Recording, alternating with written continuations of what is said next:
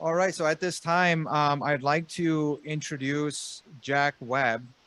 Um, Jack Webb is the Vice President of Business Development for Applied Tech Solutions at HSB. Jack has worked for industrial automation manufacturers for the past 35 years, primarily in sales leadership roles. He is passionate about non-invasive data collection and using the data to solve business challenges. Currently, he is the Vice President of Business Development for HSB's Applied Technology Solutions Group with a focus on the industrial sector. His presentation is titled De-risking Equipment Downtime, the Role of IoT and Insurance Providers. With that, I'd like to call Jack Webb to give his presentation. All right. Thank you very much, Nasir. First off, I apologize for not being present in person today. But as Nasir mentioned, my name is Jack Webb, and I've been in the industrial automation space for 35 years, working for industrial automation manufacturers. This gives me a unique perspective as I now work for HSB, which is a reinsurance company that has a core offering called equipment breakdown.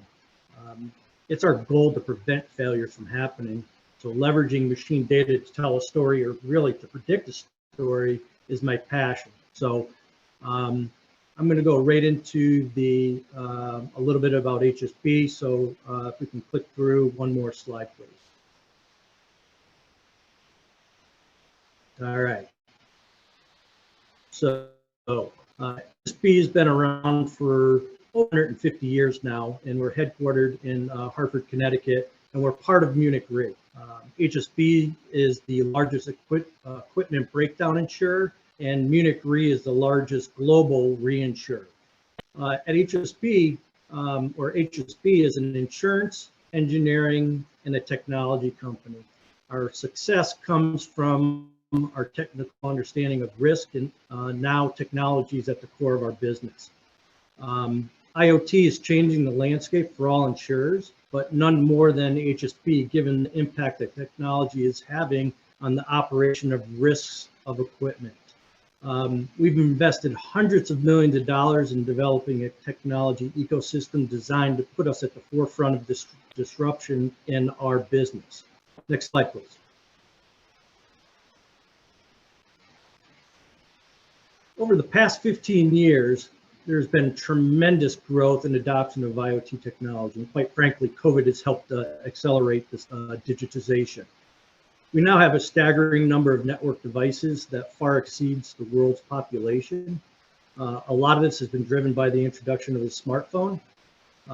It has changed the way the world thinks about how connected devices impact our daily lives. And the mindset that spread, has spread into the industrial world. There are three critical enablers that have made this level of adoption possible, and that's data, computing power, and connectivity. Almost every machine is equipped with some type of embedded sensor, and existing machines are being retrofitted with sensors in a non-invasive way. The data coming from all of these sensors has increased the insights that are being generated about how equipment is performing.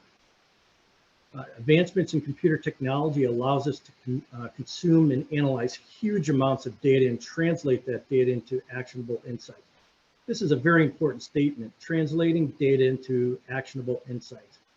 Data must provide some insight or a call to action. Computing power is going to continue to advance as more data is generated and becomes available. In the industrial segment, smart sensors, multi-protocol, plug and play, agnostic software platforms are making it easier to connect and collect data. 5G, with its ability to move data without delays, will continue to change the manufacturing landscape. It's reasonable to think that the next generation is around the corner, so we'll continue to evaluate that evolution, and it's certainly going to improve over time. Next slide. If you look at the wheel on the right, the areas of interest for most insurance companies are manufacturing, food, bev, and transportation. Why? Because these industries fit many companies' core businesses. There are a lot of emerging opportunities, like what you see at the bottom of the wheel, smart cities, agricultural, and one of the very most important and a focus of many businesses, decarbonization. The important thing here is what are the opportunities that IoT creates for the industrial sector. Access to immediate information that is created by all the growth and adoption we talked about in the prior slide has enabled massive gains in a few areas. One being productivity optimization, predictive and preventive maintenance, and energy management. For productivity optimization, for example, a manufacturing plant, the manufacturer might be able to see significant gains in the amount that they can produce in the same amount of time, simply by using sensors to monitor and adjust the process. Predict and preventive maintenance. IoT creates the ability to achieve a predictive state and perform maintenance before a problem occurs. Another key component is the improvement of energy efficiency, which speaks a little to the decarbonization topic mentioned earlier. The insights that come from IoT are a major enabler for improved energy management. This is something that all companies are going to look at investing in as a way to meet their aggressive climate ambitions. Next slide, please.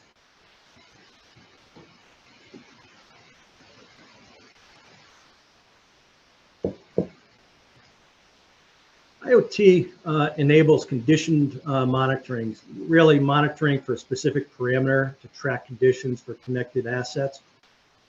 If there's any deviation from a preset, an alert can be issued.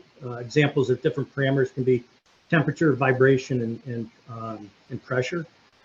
Organizations that have implemented this type of solution have seen upwards of 20% increase in production, or let me correct that, it's 25%. IoT also enables predictive maintenance, using real-time data and algorithms to predict when an asset needs to be serviced. This type of solution reduces unneeded maintenance and allows for servicing on a need-only basis. Those that have implemented this approach are seeing 30% reduction in maintenance costs. This allows your maintenance team to work on capital improvement projects versus a reactive maintenance type matter. IoT is also enabling remote monitoring.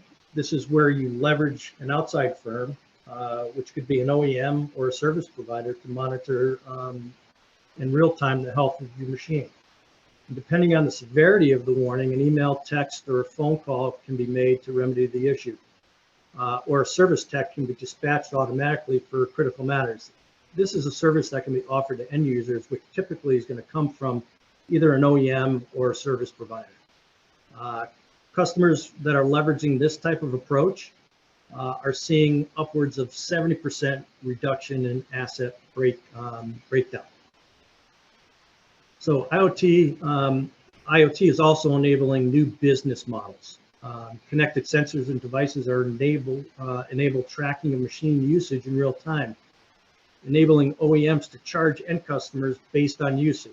This is all in the field, or this is well known as equipment as a service. Next slide, please. Why does this matter to the insurance sector? Well, equipment breakdown, which is HSB core business, has been designed to be reactive in nature. Everything that we've talked about up to now is going to change the way that owners and operators of industrial equipment and machines utilize their equipment. More importantly, it's going to change the way they think about the risk with their equipment. Many organizations thinking about ways that they can prevent events. IoT is transforming the industry. I think you've heard that a lot today. And I think it also creates new opportunities. In order to capitalize on these opportunities, firms must think about the ways that they interact across the entire value chain. That means working with new types of partners, developing a transformative ecosystem of partners, and engaging the end customer in different ways. And I think you just heard that echoed very loudly in Rippy's presentation a little earlier. For HSB, our industrial ATS strategy, we are offering risk solutions in the form of insurance premiums, and for equipment as a service, we earn fees from a variety of different capabilities that we have within our group. What I'm going to do now is walk us through a risk solution use case, which is going to be on the next slide.